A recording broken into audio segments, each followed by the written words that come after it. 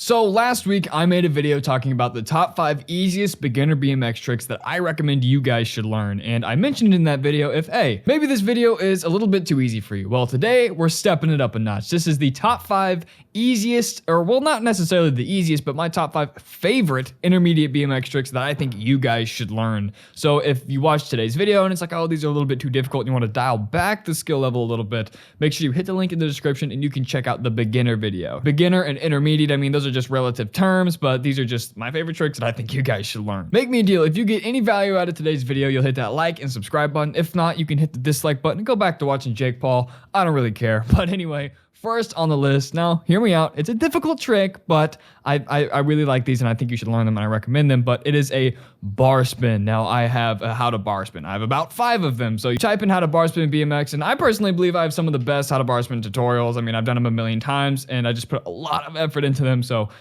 this is not a how-to video by any means for any of these. I'm going to give you my favorite tricks and give you a quick rundown and a quick tutorial, but not obviously an in-depth how-to. So with that being said, the bar spin, here are my tips on that. I think you should learn them fly out if possible.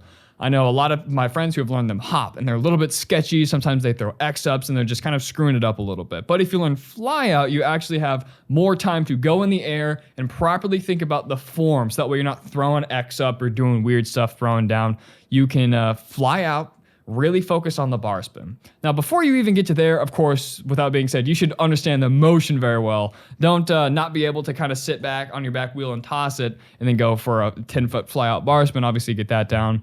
But then another tip I have for you is throw at the peak of your hop. So whether you're hopping or flying out, wait till you're at the very top, level out, then throw, and then you're going to be coming back down. A lot of people, they get real excited and they'll just throw it on the way up and it just kind of explodes. You got to go up nice and even, toss it, and then come back down. And another huge tip is everybody, when they always try, they get scared and they throw it away or down. So instead of bar spinning like this, like they should, they throw down. Their front end drops and then it just doesn't work out, obviously. So I also recommend you film yourself in slow motion. If you can't get it or you don't understand what you're doing wrong, film yourself in slow motion and then you'll be able to see exactly where it goes wrong. Are you not pinching your legs? Are your feet coming off? Are you throwing down? Are you throwing away? Are you throwing too early in the hop? Are you throwing too late? That is honestly a really big tip. All right, number 2 on the list is a 5 cab. Now, if you're doing it on a free coaster, you will not be using pedal pressure, and it's pretty self-explanatory. If you can do a full cab, same exact thing. You just huck a 5 cab. But today we're more going to talk about cassette because that's what I'm on, and this trick is so fun for cassette riders, and we will be using pedal pressure.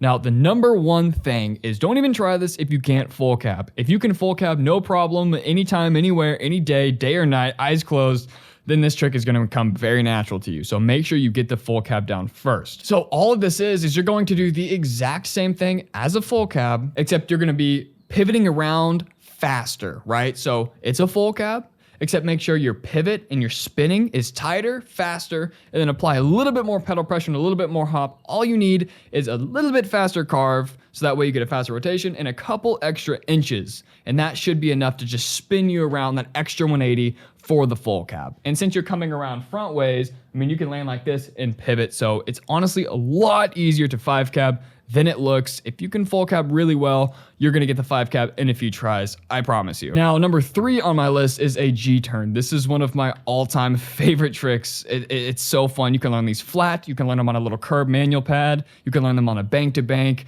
I absolutely love this trick. Now, don't get it confused with the G-turn 180. This is a full G-turn where your front tire makes the shape of the G.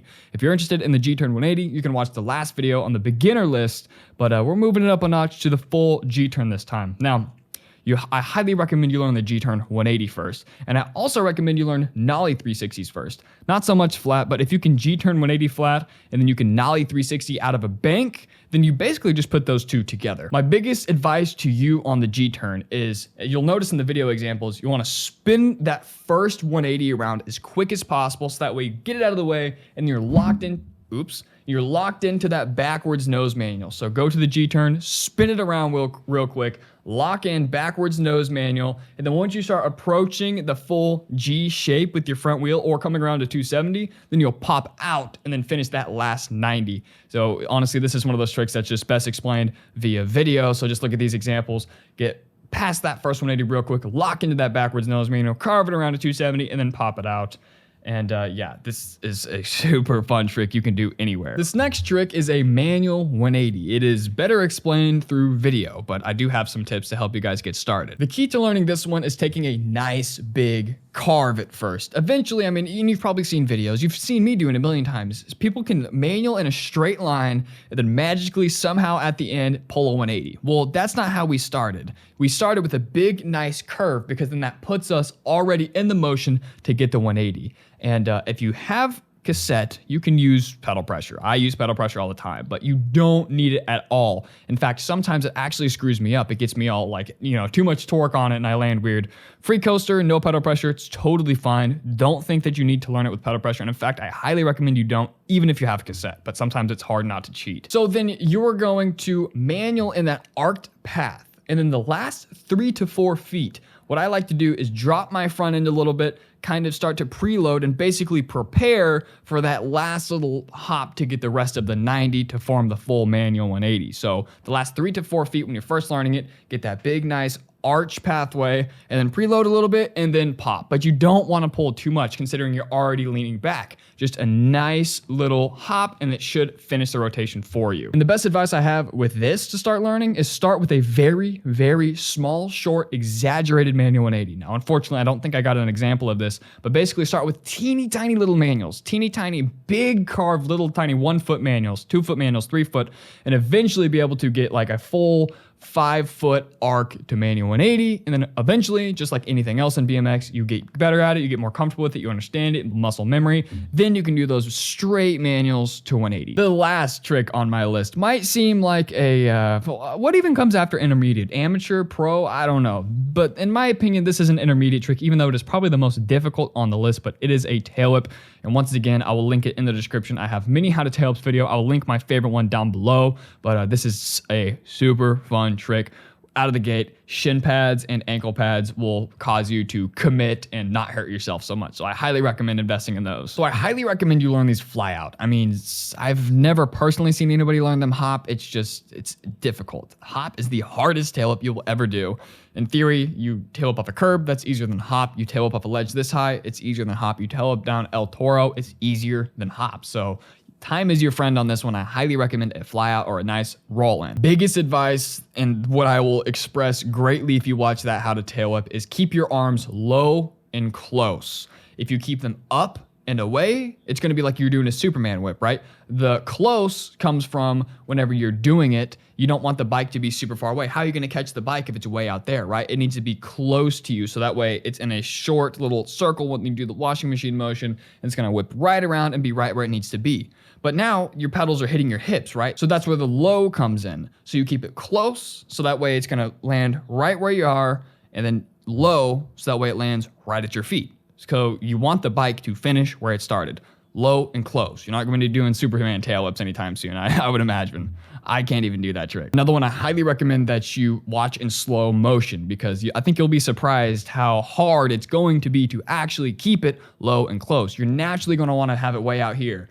You're going to be whipping out here. If you watch my examples, I'm tail whipping with my knees by my crossbar. That's how low and close you need to keep it. And the actual motion, just kick with your back foot, do that washing machine motion, and then catch with your front foot. When it approaches about 270 degrees, you're gonna wanna reach your foot out, catch it. Don't catch it when it does the full rotation, because then you're gonna over whip it and it's gonna slam into you. When it hits 270, start looking at that front pedal, catch with that front foot, bring it back, and then you're good. Hop tail whip, I would say it's about 50% arms, 50% legs, but a lot of people emphasize way too much on the legs and not as much on the arms and the washing machine motion, and that's the most important part when you're learning them fly out. For me, personally, it's 20 to 30% feet and 70 to 80% arms. Like, it is mostly that washing machine motion, getting that bike all the way around, because the feet, it's just get out from under you, and then your arms is whipping it around, and that's the whole trick, right? So anyway, guys, that was my top 5 list on my favorite intermediate BMX tricks, and I've got some how-tos individually for these, and I'm gonna link the ones that I've made down below.